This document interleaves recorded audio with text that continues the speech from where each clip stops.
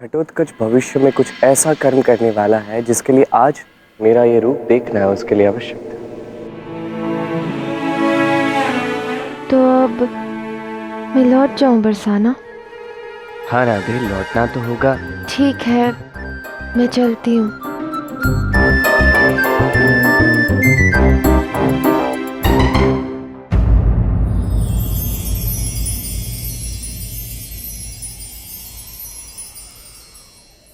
मेरी भोली राधे बात बात पे रूठ जाती है।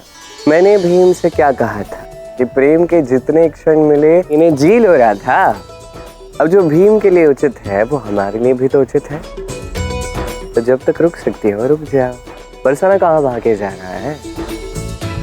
भाग तो मैं सकता हूँ, तुम्हें पकड़ना है तुम पकड़ सकती हो। तुम फिर से ठिठोली कर रहे हो मेरे साथ? छोड़ूंगी नहीं तुम्हें। पकड़ के तो देखा।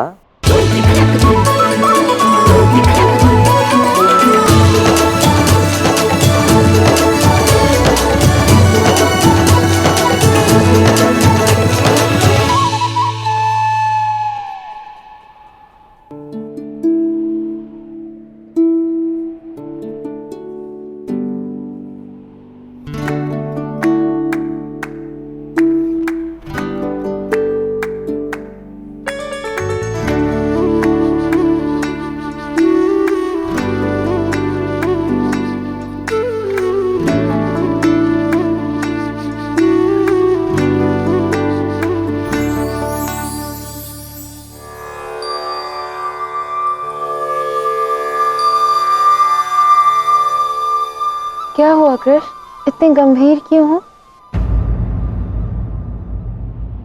क्योंकि भीम का परिवार मिलन तो हो चुका रहा था। अब राजसूय यज्ञ का पताका समस्त भारतवर्ष में गूंजेगा। सभी योद्धा वहां आएंगे। दुर्योधन आएगा, अर्थात उसका प्रिय मित्र शिशुपाल भी वहां पहुंचेगा। दो दुष्ट सदैव साथ चलते हैं और ये दोनों तो मेरे शत्रु भी हैं। किंतु शिशुपाल को उसकी मृत्यु का भय नहीं है जो वो तुमसे मिलने आएगा? शिशुपाल को यदि उसकी मृत्यु का भय होता तो मुझे ऐसे अपशब्द नहीं कहता। उसका व्यवहार ऐसा अभद्र नहीं होता। उसे कदापि भय नहीं है अपनी मृत्यु का। उसकी गलतियों की गिनती अब पूर्ण होने ही वाली है और शीघ्र ही उसका अंत भी होगा। अब शिशुपाल की और मेरी अगली भेंट हमारी अंतिम भेंट होगी। अब राधे समय हो गया है मेरे जाने का। कहाँ?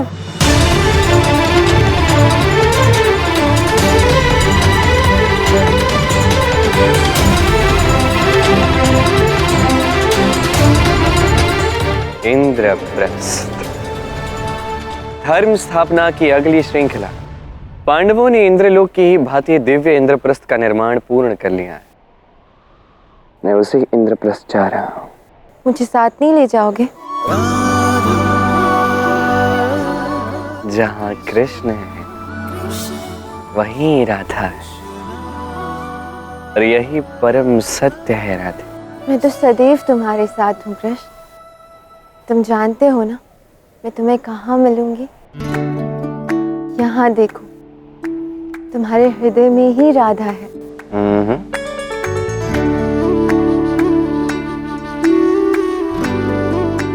ये हृदय ही राधा है।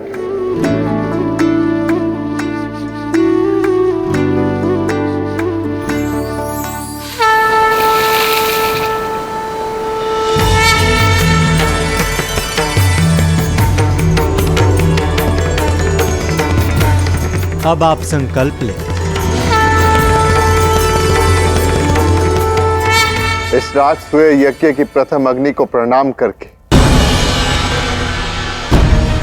साक्षी मान के मैं राजा का धर्म निभाने का वचन देता हूं। इस राजसूय यज्ञ के माध्यम से मैं यहाँ का राजा बनूंगा और इंद्रप्रस्थ एक स्वतंत्र राज्य होगा।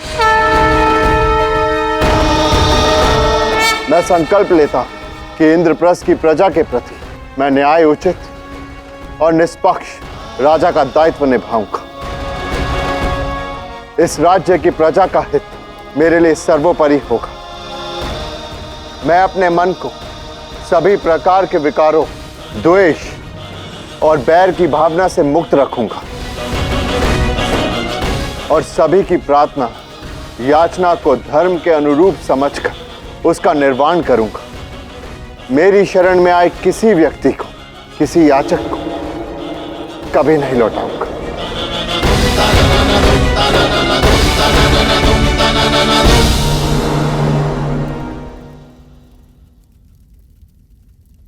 आप आ गए माधव? युधिष्ठिर, अग्नि को साक्षी मानकर तुमने आज जो वचन दिया है, क्या तुम्हें ज्ञात है इसके परिणाम कितने भीषण हो सकते हैं?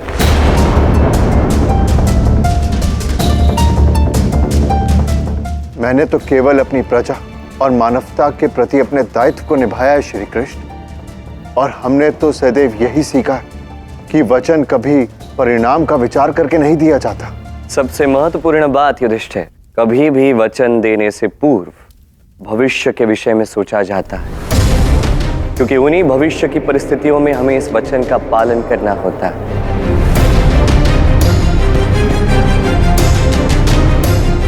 अब जो हो गया सो हो गया युधिष्ठिर, अब तुमने अपना कर्म कर दिया है। बस इसे स्मरण रखना, इस वचन का पालन तुम्हें सदैव करना होगा, इसका निर्वहन सदैव करना होगा युधिष्ठिर। अवश्य श्री कृष्ण। ठीक है।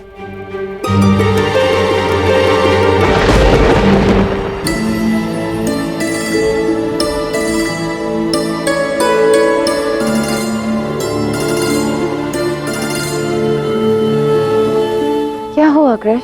तुम युधिष्ठिर का वचन सुनकर इतना चिंतित क्यों हो? क्योंकि युधिष्ठिर धर्म की अति में है रहा था। प्रदर्शिता और न्याय के प्रति उसका व्यवहार, उसके विचार, वो भी अति में। और इसी न्याय प्रियता के कारण निश्चित रूप से राजस्यु के इस पावन यज्ञ में अधर्मी शिशुपाल और दुर्योधन को अवश्य निमंत्रित करें। किंतु जब आयोजन इतना पवित्र है तो इन सबके आने से समस्या क्या है? राजनीति, धर्म स्थापना में राजनीति अत्यंत महत्वपूर्ण होती है राधा। राजनीति यही कहती है कि कभी भी हमारे दो शत्रुओं को एक साथ एक प्रांगण में नहीं रखना चाहिए। यदि हमने ही ऐसा किया तो वो दो शत्रु हमारा ही अनिष्ट करने की यात्रा करेंगे। बस इसी बात की चिंता है।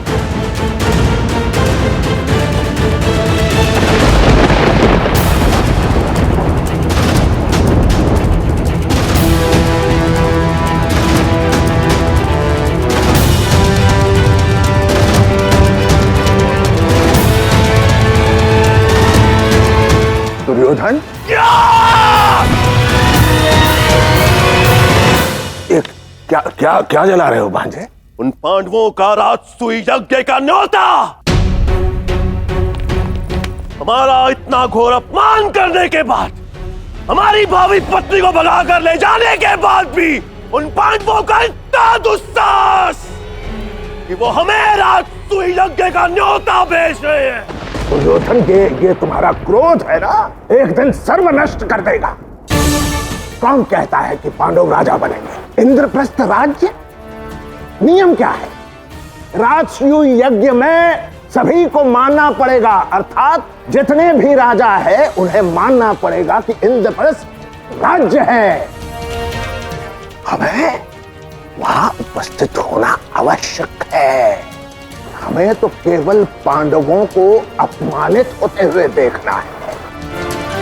चलो मान लेते हैं, कुछ राजा जो हैं वो पांडवों को राजा मान लेंगे, इंद्रप्रस्थ को राज्य मान लेंगे, किंतु एक राजा है दुर्योधन जो पांडवों को कभी राजा नहीं मानेगा। कौन? शिशुपाल। जरासंध की मृत्यु के बाद क्रोधित बैठा हुआ है ये शिशुपाल। कृष्ण पे, पांडवों पे, पांडवों के विरुद्ध हमारे इस खेल में अग्नि अस्त्र बनेगा ये शिशुपाल। उन पांडवों को अग्नि की लपटों में जलते हुए देखने के लिए मैं इंद्रप्रस्थ तो क्या, इंद्रलोक भी जा सकता।